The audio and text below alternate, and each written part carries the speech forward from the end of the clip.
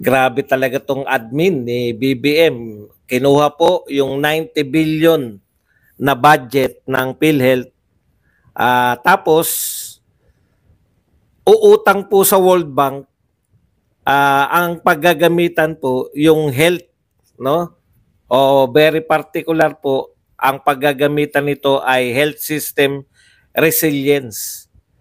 Ang dami pong sablay nitong panyanyari na to, no? May pera tayo, sabi daw, may pera tayo para sa gagamitin para sa health ng mga Pilipino, kalusugan ng mga Pilipino.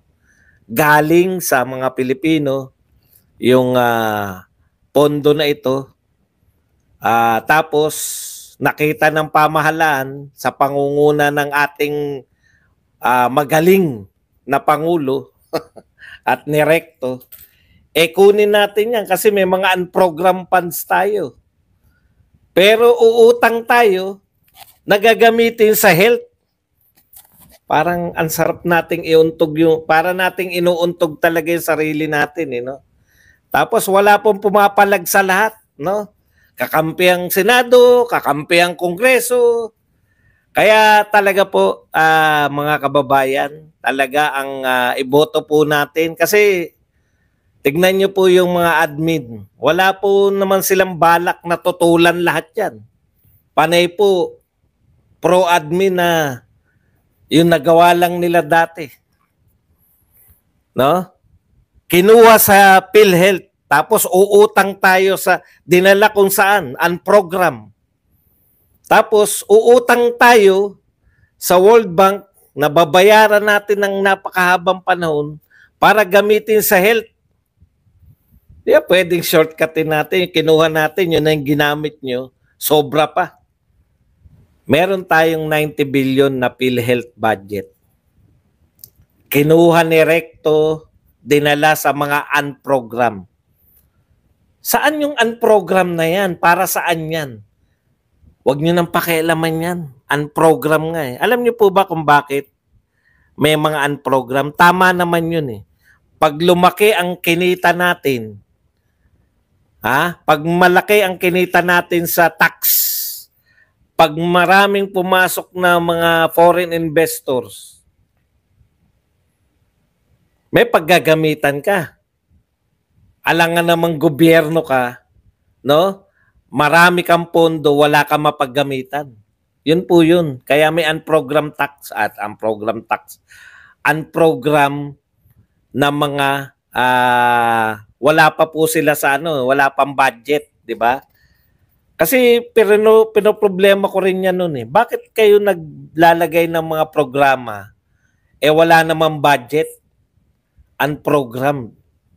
Kasi nga ang pananaw nila dahil sa ginawa ni Marcos na umikot ng umikot nung unang 2 taon ng panunungkulan, nag-imbita ng mga foreign investors, nagtayo ng Maharlika Fund para sa foreign investors. No? Lahat foreign investors eh. Ngayon, wala na pong bukang bibig ngayon na foreign investor. Naririnig nyo pa ba salita nila, foreign investor? Wala na. Utang na ngayon, utang. Kaya po,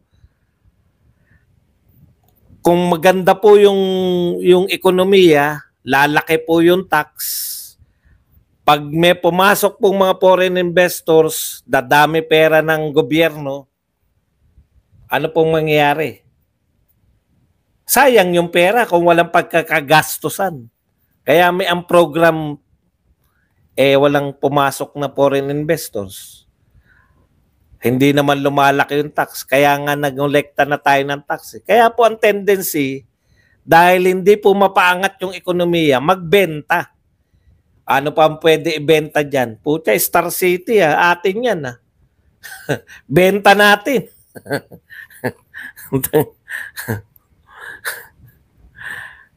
Yung Star City, siya yung pinakasikat pero mas malaki pala yung ibang binenta, yung mga kasabay niya, yung mga property sa Makati. Tsaka Semirara, wala na. Okay. Sa madaling salita, May pera tayo, PhilHealth. Gagamitin mo dapat yan sa health. Kinuha mo sa PhilHealth, yung gagamitin dapat sa health. Di ba? Sabi natin nga, bakit? Kumpleto na ba tayo? May mga, pag nagpunta ka ba sa mga government hospital, kumpleto na ng mga gamit? Bakit pinamimigay ng PhilHealth yung pera niya? E di ibili na lang nila, magkasundo sila ng DOH. Ano pangangailangan nyo dyan sa mga ospital? Kailangan namin ng mga dialysis machine. O di, ibili na lang kaysa kunin ni Recto, ipakuha kay Recto. Eh hindi nila ginawa eh. Ngayon ang tanong, meron palang programa. Ang tawag ng admin dyan, ito po totoo to ha, baka akala nyo niloloko ko kayo. Kapapasok lang, hindi pala kapapasok, ano pa to eh, kahapon pa to, October 4, 2024. Ito po ay balita ng Manila Bulletin. The Marcos administration will borrow 509.24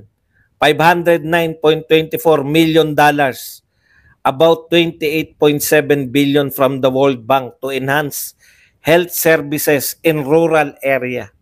O rural, sa mga malalayong probinsya para ma-improve yung health.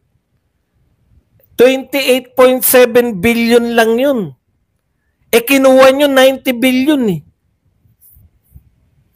Ang budget nyo para dyan sa magkaroon na kayo ng ano ng ma-enhance nyo yung kalusugan ng mga taga-probinsya, 28.7 lang ang kinuha nyo sa PhilHealth, 90 billion.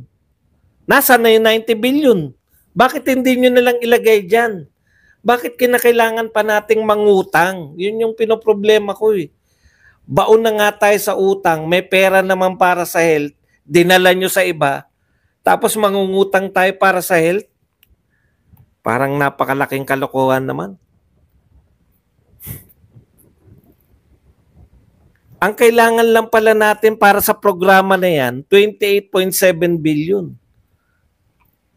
Bakit po ba ayaw ninyong PhilHealth, ibalik nyo sa PhilHealth, tapos manghingi kayo sa PhilHealth nitong 28.7, pwedeng gamitin dyan dahil sa health yan. 28.7. Ang dami pong binenta ngayon. Ginto, mga ari-arian,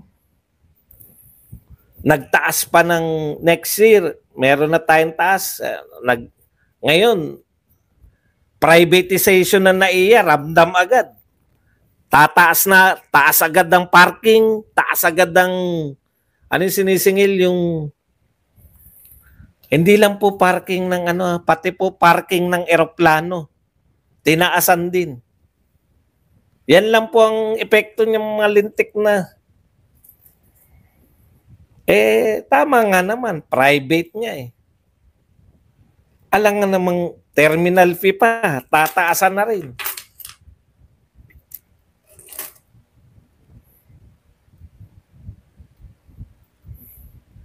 O yan ang tanong ni Lolito. Makakarating ba yan sa liblib na lugar? Yang inutang nyo na yan? Gaano kaliblib yan? Baka kaya liblib yan para hindi na mapuna na naman. Wala nag-iimbestiga eh. Wala po nag-iimbestiga. Tapos ang iboboto pa natin, yung mga ayaw mag-imbestiga. Nagsalita si Lacson at si Soto.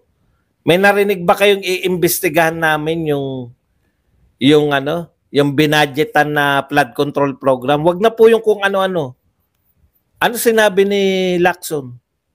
I will not reinvent myself. Oh, so, maybe we will not vote for you. Ano sabi naman ni Soto?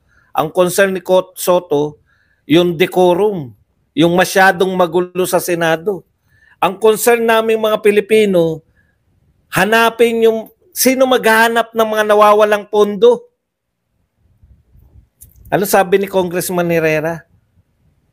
Nasaan po yung ating mga savings? Nasaan yung savings natin na bilyon-bilyon? Daang bilyon? Eh, hahanapin pa po namin. Hahanapin nyo pa lang? Budget deliberation? Hahanapin pa lang daw ni Kimbo? Paano kaya kung si BP Sara tinanong nyo ng ganyan? At ang sinagot, hahanapin pa lang.